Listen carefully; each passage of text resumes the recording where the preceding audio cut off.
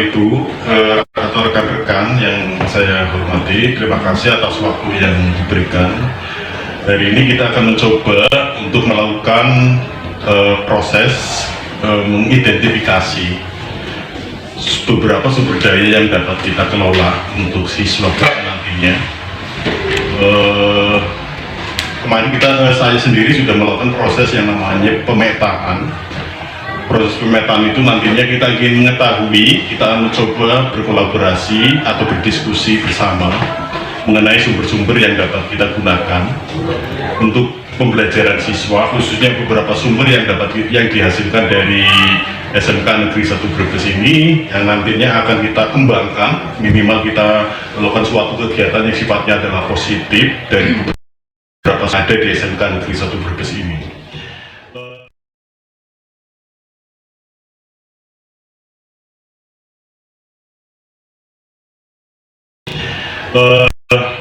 Untuk yang pertama, kita melihatnya dari sumber modal manusia.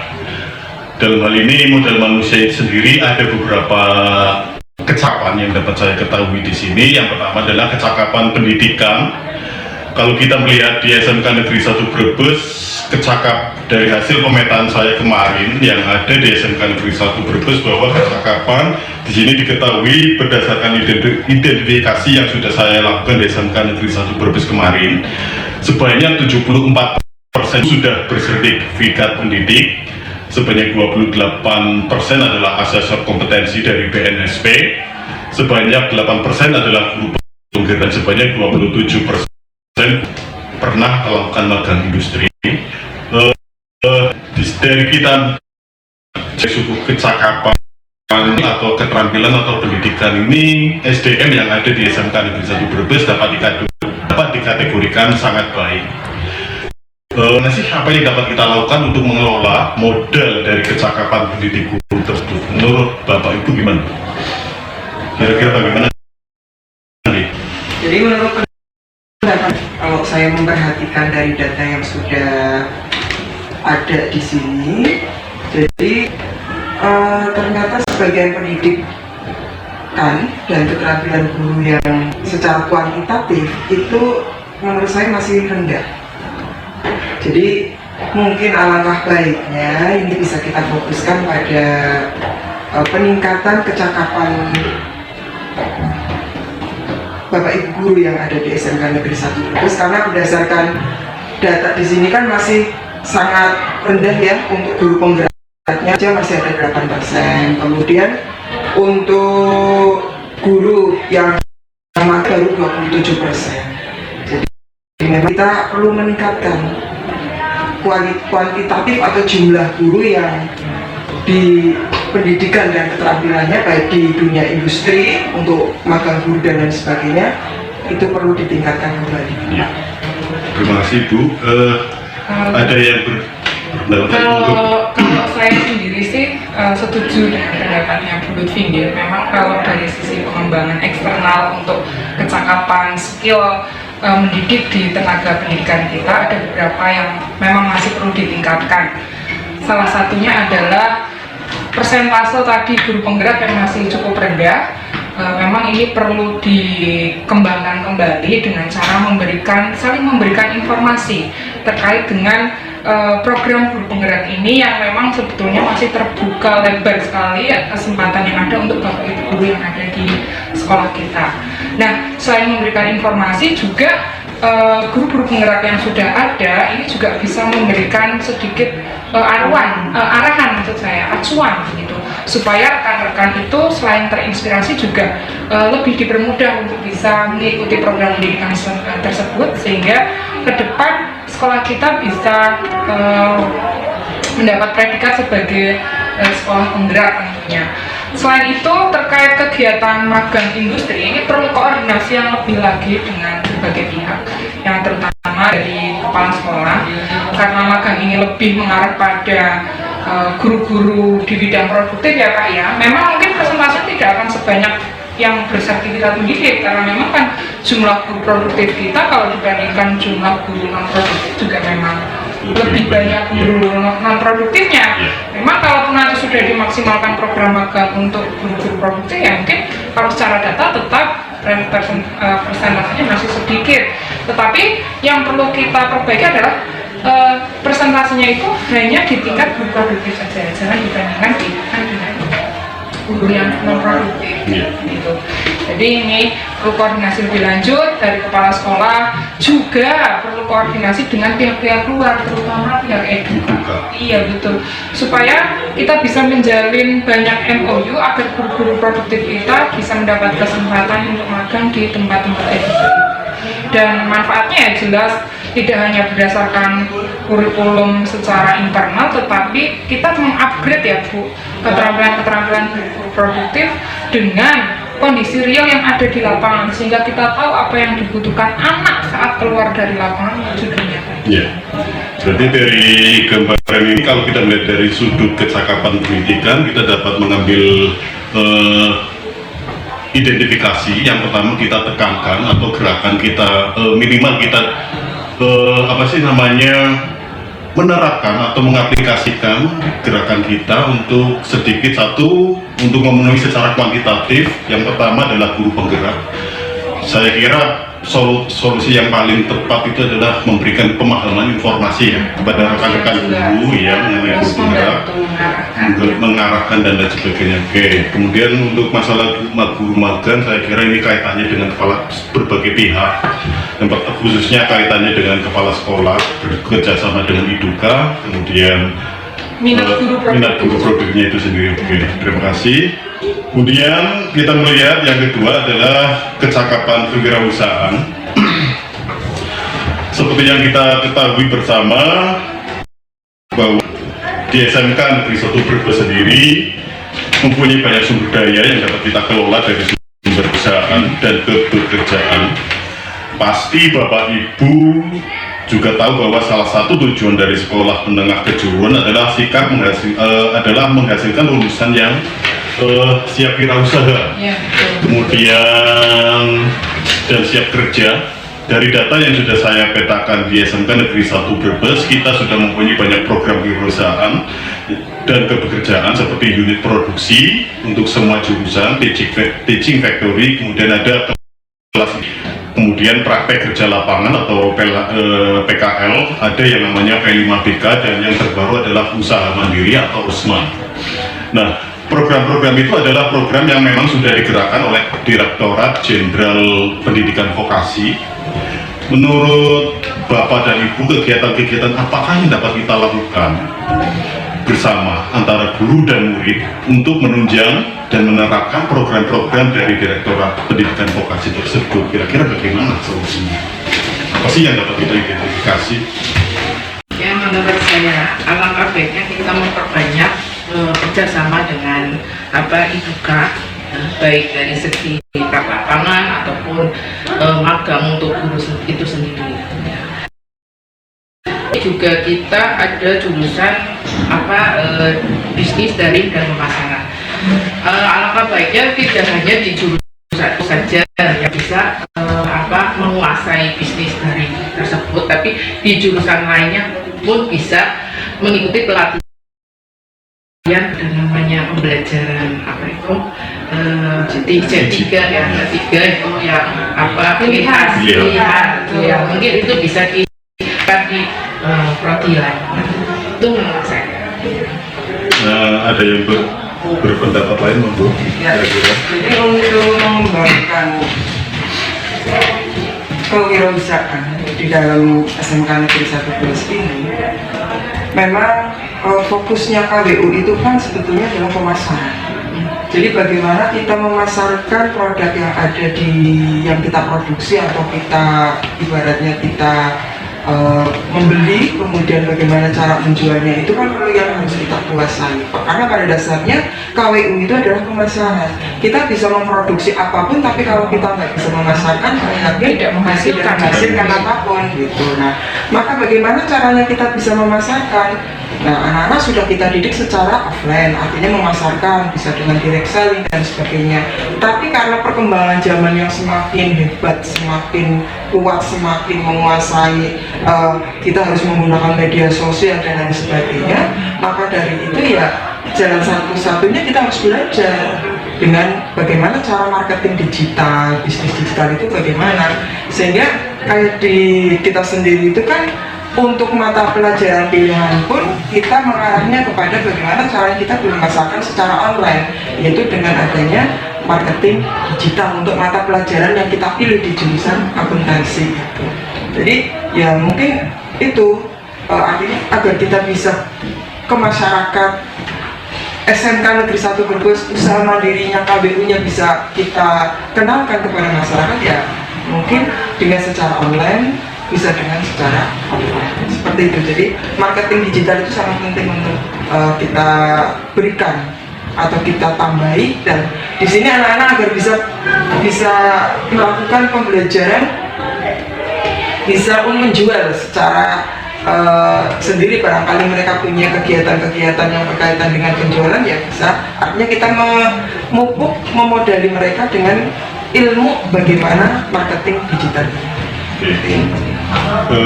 Ada lain, monggo. Kalau saya menambahkan sedikit, karena kan anak-anak itu kadang gengsinya itu masih tinggi kalau misalkan untuk berjualan dan sebagainya. Nah, ini kita perlu punya kayak role modelnya gitu ya.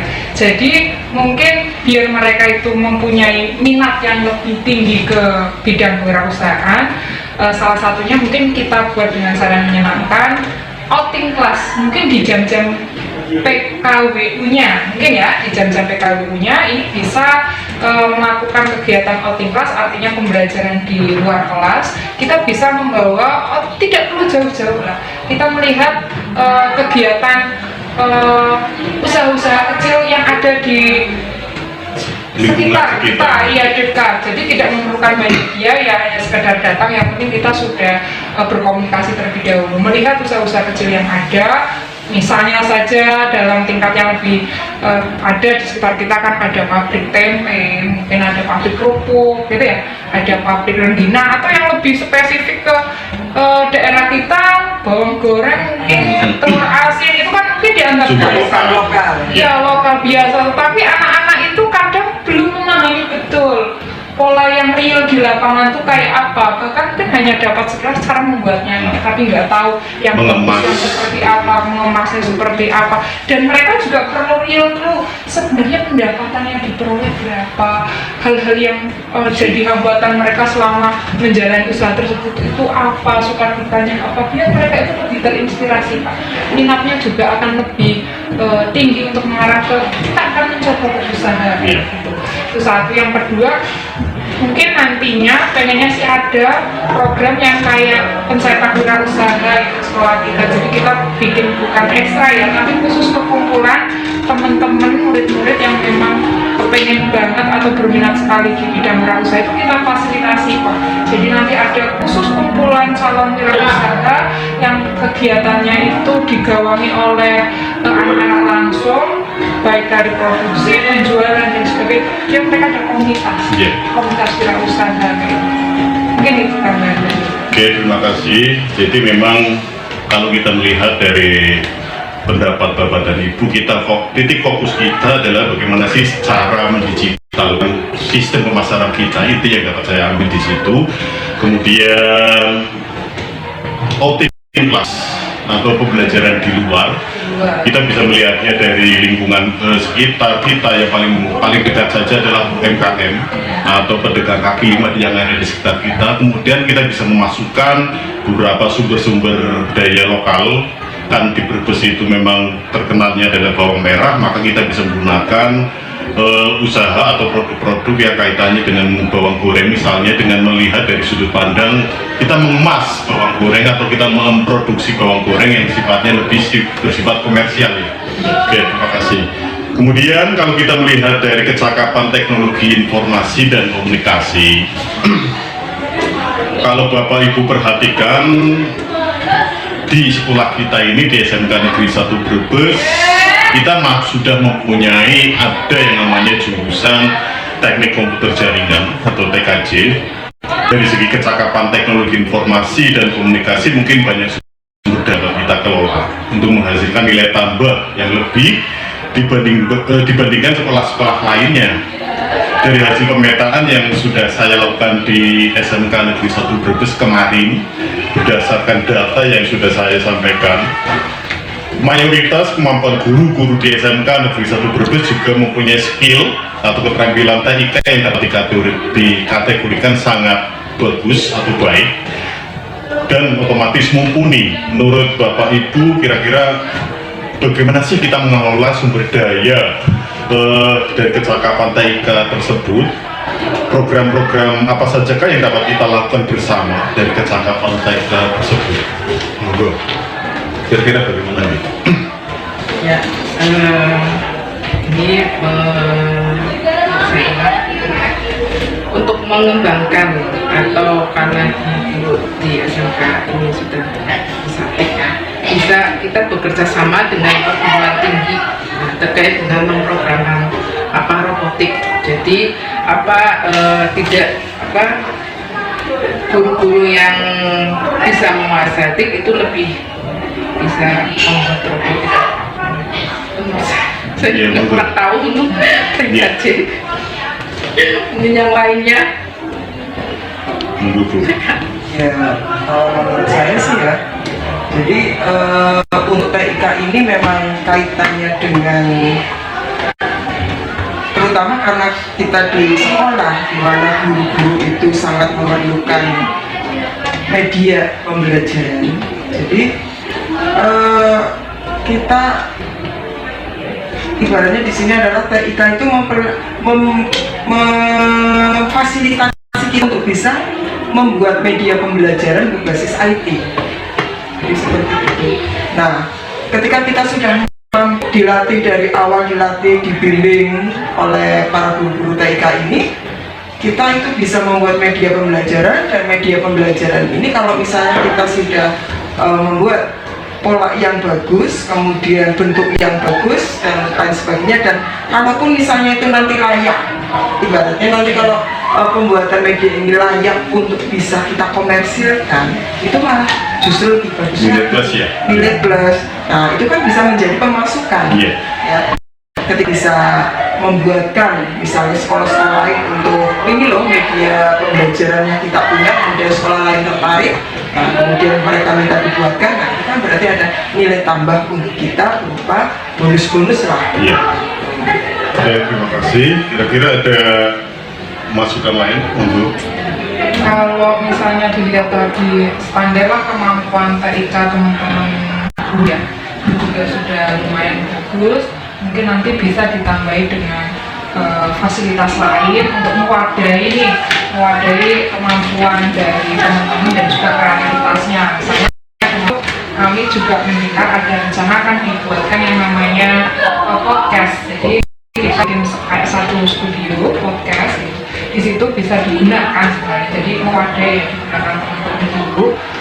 Juga murid, kalau saya sih ya, guru sama murid atau sama-sama SDM, ini bisa digunakan untuk wadah kreativitasnya di bidang teknologi. Mungkin mau buat media boleh di situ, mau mengaplikasikan sekolah di situ, mau bikin menginformasikan hal-hal penting yang edukatif juga bisa menggunakan media atau sarana yang ada itu. Promosi sekolah juga bisa. Iya, jadi selain untuk kegiatan pembelajaran sebenarnya juga bisa digunakan nantinya untuk publikasi sekolah supaya sekolah kita juga menjadi lebih dikenal di masyarakat, cakupannya menjadi lebih luas. Nah, ini sarana podcast atau studio podcast ini bisa menjadi salah satu alternatif mewadahi kemampuan teman-teman yang sudah bagus ini kita sumber daya. Kita budayakan supaya menjadi lebih bermanfaat lagi. Iya. Oke, saya kira kalau kita melihat dari sudut kecakapan teknologi informasi, mayoritas memang betul dari pemetaan yang sudah saya lakukan juga memang mayoritas guru yang ada di SMK Negeri 1 Brebes memang secara umum tingkat kemampuannya atau dapat dikategorikan itu sangat baik. Oke, dari gambaran itu kita bisa mengembangkan beberapa kegiatan seperti itu yang Bapak Ibu tekan.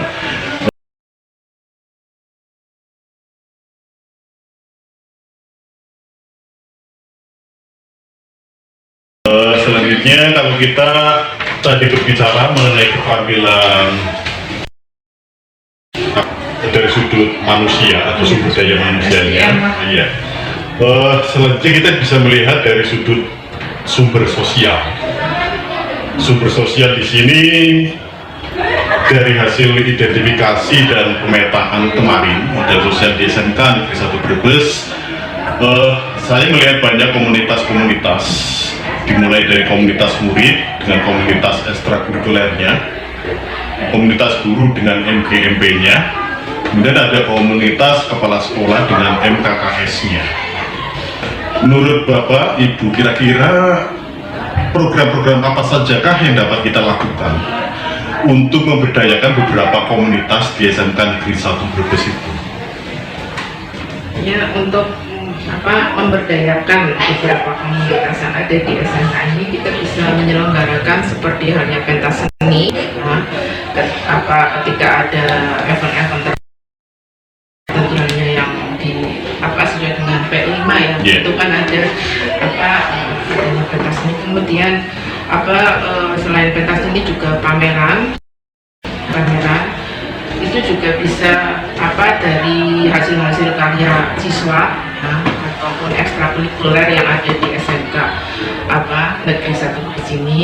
Kemudian dari pihak guru tersebut bisa memberikan membentuk komunitas edukasi.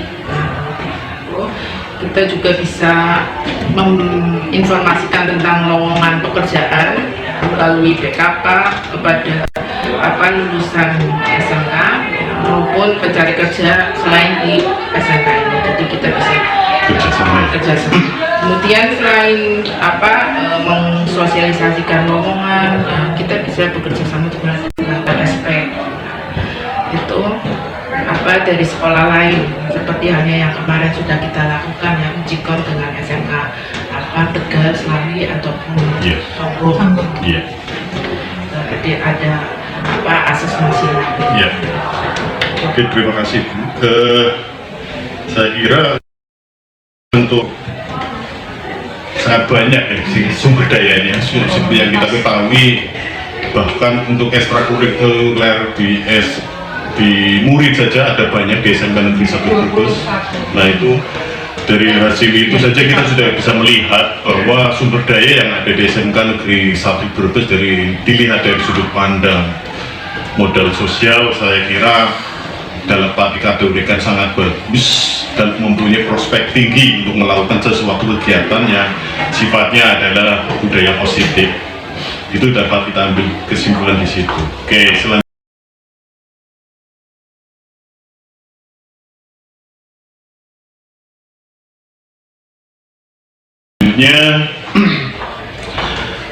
kalau kita melihat dari sudut fisik di sini kita bisa melihatnya dari sudut pandang arsitektur atau bangunan yang ada di SMK Negeri 1 Brebes, kemudian sarana prasarana, mungkin toilet dan lain sebagainya.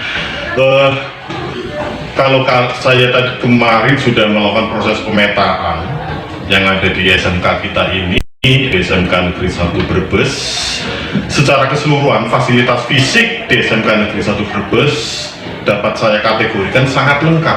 Saya ulangi lagi, sangat lengkap. Semuanya hampir mayoritas semuanya dapat terpenuhi untuk media pembelajaran. Yang jadi pertanyaan adalah dari beberapa fasilitas fisik, menurut Bapak Ibu apa sajakah yang perlu sekiranya dapat kita tambahkan dari sekolah ini untuk menunjang kegiatan pembelajaran di SMK Negeri 1 Brebes ini? Minimal apa sih sekiranya yang masih kurang, yang secara fisik yang belum ada di SMK Negeri 1 Brebes? Sekiranya bagaimana? Monggo. Kalau melihat dari perkembangan tahun ke tahun ya di SMK Negeri 1 Brebes, untuk tahun sekarang ini memang sangat luar biasa pembangunannya, dan apa yang sudah dijelaskan tadi, faktanya bahwa di SMK Negeri 1 Brebes itu sudah sangat lengkap. Itu memang sangat betul ya. Tapi memang saya rasa masih tadi apa yang perlu ditambahkan, karena kita punya lapangan belakang itu masih, artinya masih tanah masih cukup luas. kalau dirasa dibuatkan di depan itu kayaknya kurang enak dipandang ya, karena memang sebetulnya sih luas tapi kurang enak dipandang kalau misalnya bangunan itu ada di luar. Tapi kalau di belakang kita nanti misalnya buka pintu belakang itu kita buat indoor, Pak. Jadi di situ indoor, di situ sebagai gedung serbaguna, di mana gedung itu bisa untuk kegiatan-kegiatan yang nanti juga bisa membawa tadi arahnya bisa ke komersil. Gedung itu bisa disewakan untuk kegiatan-kegiatan olahraga mungkin, untuk pentas seni mungkin bisa disewakan ketika misalnya ada masyarakat sebelah sana sebelah sini yang inginnya mau membuka untuk gedung pernikahan kan Yang bisa penting saja. nggak di jam belajar ya, Bu, ya. Tapi kalau misalnya pas olahraga kan kemungkinan bisa gitu karena kan jadi ya artinya itu nanti kita masih membutuhkan satu gedung itu, Pak, indoor untuk kegiatan-kegiatan yang bisa membawa untuk event-event yang nanti bisa menguntungkan kita juga. Artinya bisa untuk mendapatkan keuntungan dari pembangunan gedung tersebut, adanya gedung tersebut. Biar nggak sewa-sewa gedung juga kalau ada event besar. Dari situ kita bisa mendapatkan nilai tambah lagi ya dari sumber daya tersebut. Terima kasih Bu Lutfi.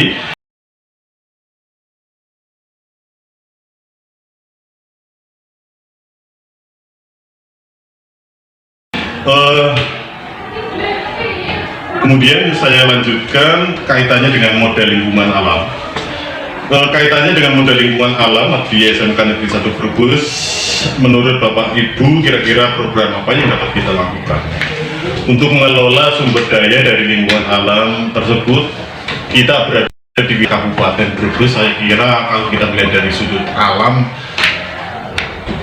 Brebes itu mayoritas masih agraris ya, kita belum masuk pada ranah industrialisasi, mayoritas secara infrastruktur dan lain sebagainya, mayoritas itu dari sudut alam kita Brebes itu masih agraris. Saya kira dari beberapa otomatis kalau kita melihat lingkungan alamnya kita masih banyak hijaunya dalam tanda petik itu seperti itu. Menurut tanggapan dari Bapak Ibu gimana? Ini kita bicara model alam, tapi secara skupnya lebih internal ke sekolah kita gitu ya. Kalau kita lihat dari sisi lingkungan, dulu itu kayaknya kalau nggak salah sekolah kita termasuk salah satu penerima penghargaan Triata. Apa ya namanya, lupa itu. Sekolah kita tuh termasuk salah satu sekolah yang rindang. Salah satu sekolah yang rindang ya Bu ya, dibandingkan dengan beberapa sekolah yang ada di sekitar kita. Itu sekolah kita itu yang paling rindang, hijau asri. Betul, karena masih banyak pohon-pohon. Nah, itu juga menjadi salah satu modal besar untuk kegiatan pembelajaran, karena dalam lingkungan yang asri tersebut ini akan memberikan efek kenyamanan bagi siswa dalam proses pembelajaran itu, nyaman, sejuk seperti itu. Nah, kalaupun ada masalah-masalah yang mungkin timbul sedikit menghambat, ini juga sebenarnya bisa menjadi bahan pembelajaran lain, misalnya sampah gitu ya. Ini bisa dijadikan jadi masalah, tetapi bisa jadi salah satu opsi pembelajaran lain yang baru. Misalnya dengan pengelolaan sampah, pengelolaan daur ulang, ini juga bisa dibentuk satu sistem pembelajaran baru mengenai lingkungan. Nah, selain pengelolaan sampah juga dengan adanya lingkungan yang sudah nyaman, rindang, bolehlah di situ dijadikan salah satu tempat pembelajaran. Jadi outingnya nggak harus keluar lingkungan sekolah, outing di dalam juga boleh dengan adanya taman-taman belajar kayak gazebo itu kan sengaja disediakan untuk lebih memberikan kenyamanan anak ketika memang harus belajar di luar itu. Kemudian juga pengennya sih, ini kan taman sudah banyak ya Pak, gazebo ada, pohon-pohon rindang, nyaman, asli. Mungkin barangkali ditambahi, pengen ada salah satu edukasi tentang lingkungan terkait dengan pola hidup. Jadi mengenal tanaman-tanaman yang bisa digunakan atau dimanfaatkan untuk kesehatan, gitu, keseharian. Anak juga perlu tahu itu, karena anak-anak modern kadang jahil nggak tahu, laos nggak tahu, gitu. Untuk apa bermanfaat, apa selain untuk masak, ada manfaatnya juga kan nanti untuk kehidupan kan. Bekal anak kan nggak sekali secara materi di pembelajaran, bekal hidup, pengetahuan untuk nanti ke depan. Bahkan dari apotek itu pada dasarnya kita mampu atau kita bisa membuat sebuah produk jamu Itu istilahnya ke depannya, mudah-mudahan lahannya ada lagi. ya minimal edukasi kepada mereka, minimal edukasi pada mereka bahwa produk apotek hidup itu dapat menjadi sebuah produk ketika akan menjadi sebuah nilai wirausaha. Betul, jadi dampaknya tambahan pengetahuan untuk keseharian hidup mereka. Yang kedua bisa nanti ada ide-ide wirausaha dari bidang itu. Nah itu belum ada. Nanti ke depan boleh nih ambil satu space tertentu kita bikin kayak. Oke, terima kasih. Tadi kita sudah berbicara mengenai modal manusia, modal sosial, modal fisik, dan modal lingkungan.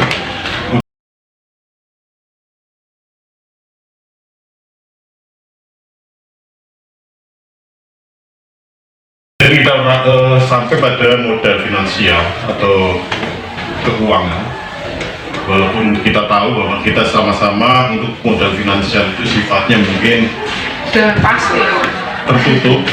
Dan sudah pasti. Tapi kita bisa, tapi secara garis besar kita mengetahui bahwa sumber modal yang ada di SMK Negeri 1 Brebes itu atau pendanaan yang ada di SMK 1 Brebes itu pada dasarnya ada dua bagian, yaitu yang bersumber dari POS maupun dana BOP. Nah, sekiranya atau bagaimanakah yang dapat kita lakukan untuk mengelola sumber finansial tersebut agar dapat memberikan fasilitasi dan pelayanan untuk belajar bagi murid di sekolah? Kira-kira bagaimana, Mbak?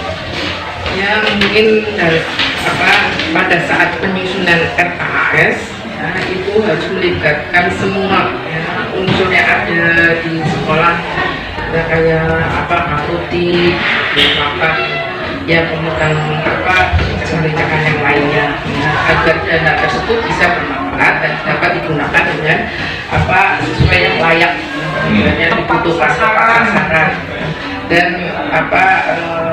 untuk laporannya pun itu kan sangat riskan ya, transparan, karena banyaknya itu terus transparan, karena ya seringkali yang namanya dana itu kan bisa disampaikan. Itu bukan rahasia lagi. Tapi memang sumbernya ya juga ya. Tapi memang secara pokok memang mayoritas sumber kita memang kalau kita melihat dari ke sekolah negeri memang hanya ada dua yang saya tahu, yaitu dari BOP dan Dosia. Oke.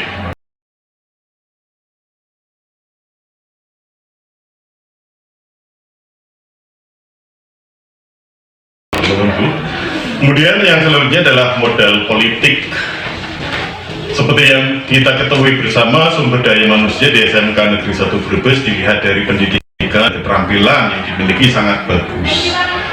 Kira-kira bagaimanakah penerapan yang dapat kita lakukan untuk berkontribusi secara politik dalam pembelajaran khususnya, dan lebih bersifat netral, intinya seperti itu secara politik. Monggo.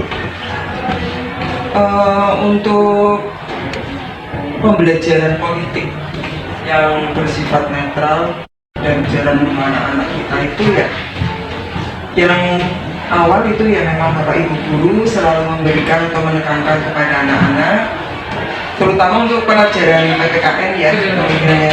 Nah itu kan menjelaskan kepada anak-anak bagaimana politik itu apa, kemudian ketika nanti pada pemilu itu harus bagaimana, dan ini sudah kita lakukan Pak pada saat anak-anak itu pemilihan ketua OSIS. Jadi betul-betul dari KPU aja didatangkan gitu ya. Jadi dari KPU bagaimana pembelajaran berpolitik dari awal pemilihan sampai dengan penghitungan suara dan sebagainya, itu betul-betul sesuai dengan apa yang di KPU gitu, sesuai dengan simulasinya itu.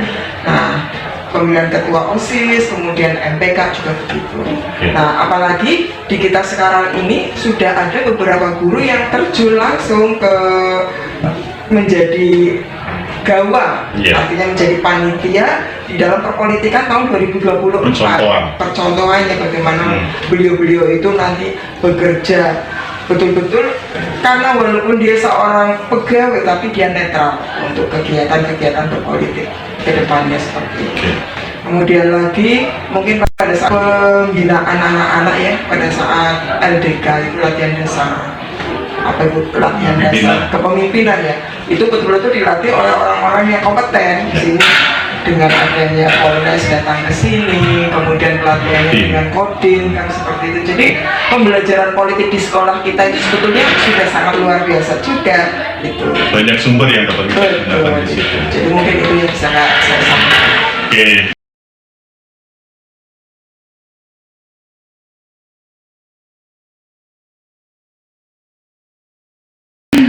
Terima kasih Bu.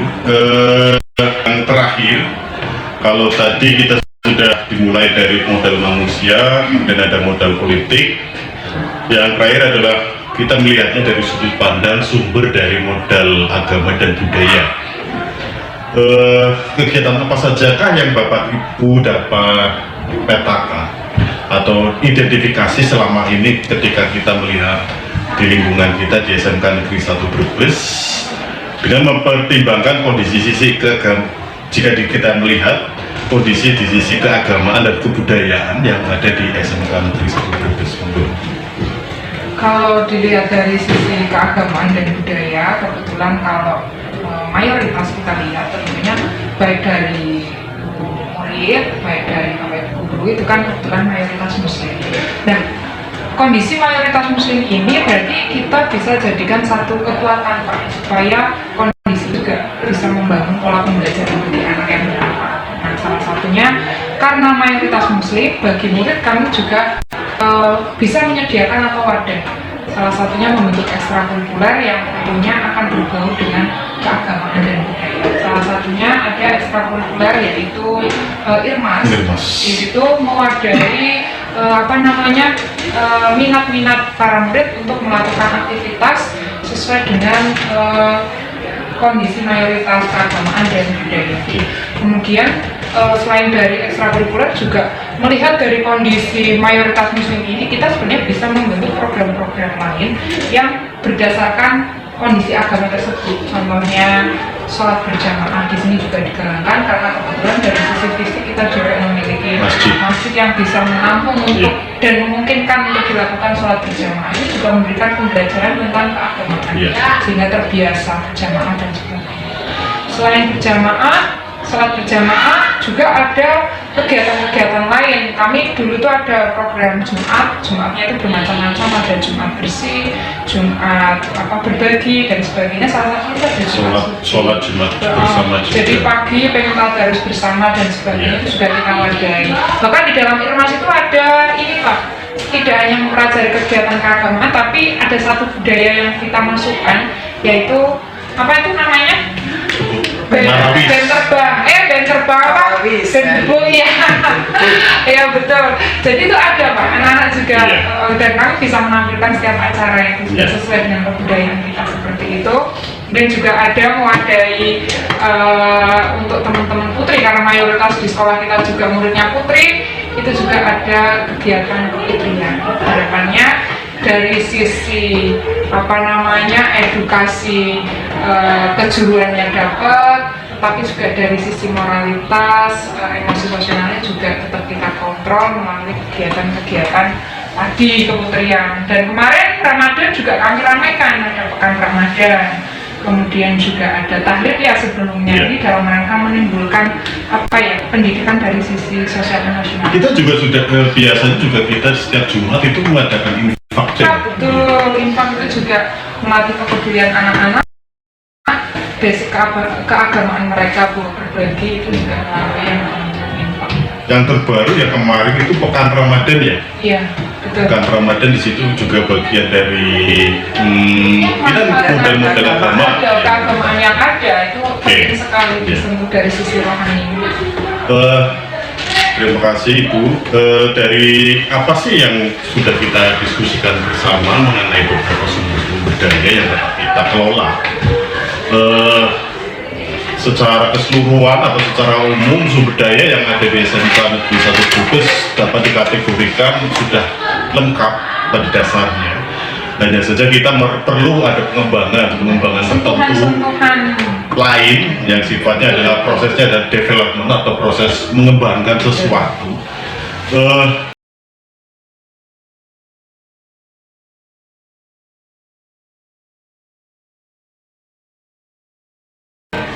Dan terakhir adalah kaitannya dengan apa sih refleksi yang dapat kita ambil nilainya dari diskusi kita kali ini. Monggo, Bu. Kalau saya merefleksi dari memetakan aset ya Mas, sebenarnya kan memetakan aset atau memetakan kekuatan yang ada pada diri kita atau ada pada sekolah kita untuk bisa memaksimalkan kegiatan pembelajaran yang tentunya bermanfaat bagi murid kita. Yang saya dapatkan dalam refleksi, ketika kita memetakan aset adalah kita melihat apa yang kita punya untuk bisa kita manfaatkan untuk melakukan suatu kegiatan. Jangan melihat apa yang belum punya, jangan melihat sisi kekurangan, tapi apa dulu yang kita punya yang kita bisa manfaatkan. Karena intinya kan lebih pada pemikirannya aset. itu lebih berbasis pada aset. Kekuatan apa yang kita punya itu yang kita jadikan. Jangan selalu lihat aku mau bikin kegiatan ini tapi kita nggak punya ini, terus gimana itu, jangan seperti itu, tapi lebih apa yang kita punya dulu. Secara aksi mungkin setidaknya hindarilah penggunaan proposal. Jadi kan kita akan melakukan sesuatu. Ya, rencana boleh, tapi ada opsi pilihan gitu. Oh kita butuh ini, tidak ada, kita punyanya apa? Itu yang kita manfaatkan, bisa kok. Intinya gitu. Oke. Terima kasih atas waktu yang diberikan oleh Bapak Ibu. Dari apa yang sudah saya sampaikan di sini, kalau saya merefleksikan diri saya sendiri dari pembahasan ini atau pembahasan kita kali ini atau diskusi kita kali ini adalah pada dasarnya setiap sekolah itu punya keunggulan tersendiri. Potensi sekecil apapun di dalam kalau kita melihat sebuah potensi namun secara mata, kasat mata kita akan melihat wah sekolah ini potensinya kecil, banyak kekurangan. Pada dasarnya apapun yang terlihat kecil oleh mata kita sebetulnya ada potensi besar yang dapat kita kelola. Disitulah kalau kita melihat aset-aset secara keseluruhan yang dapat kita ambil dari kegiatan diskusi kita sekali ini. Lihat yang kita punya. Oke. Saya kira diskusi kita kali ini saya akhiri sampai di sini. Terima kasih Bapak Ibu. Saya akhiri. Wassalamualaikum warahmatullahi wabarakatuh. Waalaikumsalam warahmatullahi wabarakatuh.